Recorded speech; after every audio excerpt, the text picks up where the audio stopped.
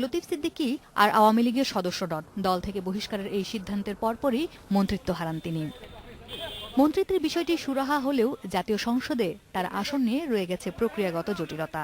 দলে তার প্রাথমিক সদস্য পদ নেই একথায় স্পিকারকে চিঠি দিয়ে জানিয়েছে আওয়ামী লীগ। তারপর ১৯৮০ সালের সংসদ সদস্য পদ বিরোধ নিষ্পত্তি আইনের আওতায় এ বিষয়ে সিদ্ধান্ত নিতে নির্বাচন কমিশনকে চিঠি দিয়েছেন স্পিকার। এখন নির্বাচন কমিশন এ ব্যাপারে লতিফ সিদ্দিকীর ব্যাখ্যা চেয়েছেন। আইনজ্ঞরা বলছেন, তিনি আর নিজেকে সংসদ সদস্য দাবি না করলে ঘটনা এখানেই শেষ। আর তা না হলে নির্বাচন কমিশনকে এ নিয়ে শুনানি করে বিষয়টি নিষ্পত্তি করতে হবে। নির্বাচন কমিশন একটা আদালতের মতো কাজ করবে। উভয় পক্ষের কথা শুনে আদালত যেভাবে রায় দেয়, এটা উভয় পক্ষের কথা শুনে লতিফ সিদ্দিকী সাহেব সংসদ সদস্য আছেন বা অযোগ্য হয়ে পড়েছেন এই ব্যাপারে তার রায় দিবে এবং এই রায়টা স্পিকারের কাছে জানাবেন।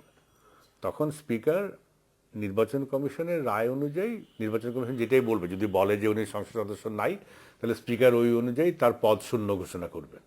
এ ব্যাপারে আওয়ামী লীগেরও ব্যাখ্যা চেয়েছে নির্বাচন কমিশন।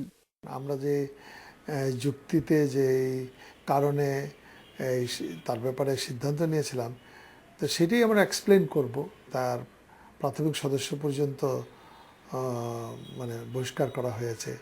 আর সেই ক্ষেত্রে একজন বহিষ্কৃত মানে ব্যক্তির কাছে দল তো আর এখন নতুন করে কিছু ডিকটেট করতে পারে না।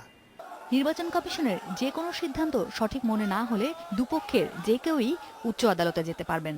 গত ২৯শে জুন ধর্মীয় অনুভূতিতে আঘাত দেওয়ার মামলায় জামিন পেয়ে মুক্ত হন লতিফ সিদ্দিকী।